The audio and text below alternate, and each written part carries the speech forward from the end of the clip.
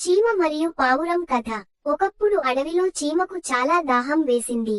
చీమ నీటిని వెతుక్కుంటూ నది ఒడ్డుకు చేరుకుంది. అక్కడ ఆమె నీరు త్రాగడానికి నదికి సమీపంలో ఉన్న చిన్న బండను ఎక్కింది.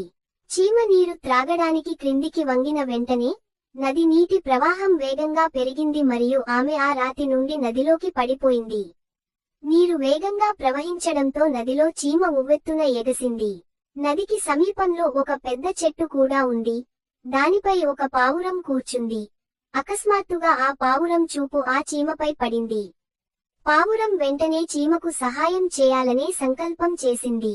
చీమకు సహాయం చేయడానికి పావురం చెట్టు నుండి ఒక ఆకును తీసి నదిలోకి విసిరింది. ఆ చెట్టు ఆకు తన దగ్గరికి రావడం చూసి చీమ వేగంగా దానిపైకి ఎక్కింది. కొంతసేపటికి ఆ ఆకు ఎండిన నేలకు చేరుకోగానే చీమ అక్కడి నుంచి బయటకు వచ్చింది. ఈ విధంగా నీటిలో నుండి చీమ బయటకు వచ్చి పావురానికి కృతజ్ఞతలు తెలిపింది. అదే రోజు సాయంత్రం ఒక వేటగాడు పావురాన్ని వేటాడేందుకు అడవికి వచ్చాడు. చీమకు సహాయం చేసిన అదే పావురం, అది తెలియక అక్కడ ప్రశాంతంగా నిద్రపోతోంది. అక్కడ ఉన్న వేటగాడిని చూసిన చీమ వేగంగా అతని పాదాలపై ఎక్కి గట్టిగా కొరికింది. దీంతో వేటగాడు గట్టిగా అరిచాడు. అది విని పావురం మేల్కొని ఎగిరిపోయింది. ఈ విధంగా చీమ కూడా పావురం ప్రాణాలను కాపాడింది.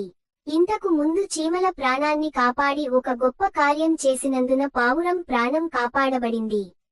ఈ కథలో నీతి ఏమిటంటే, మనం ఇతరులకు సహాయం చేస్తే కష్ట సమయాల్లో కూడా మనకు సహాయం అందుతుంది.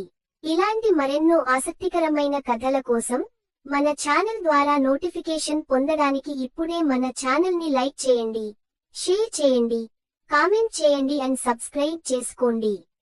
అందరికీ ధన్యవాదాలు.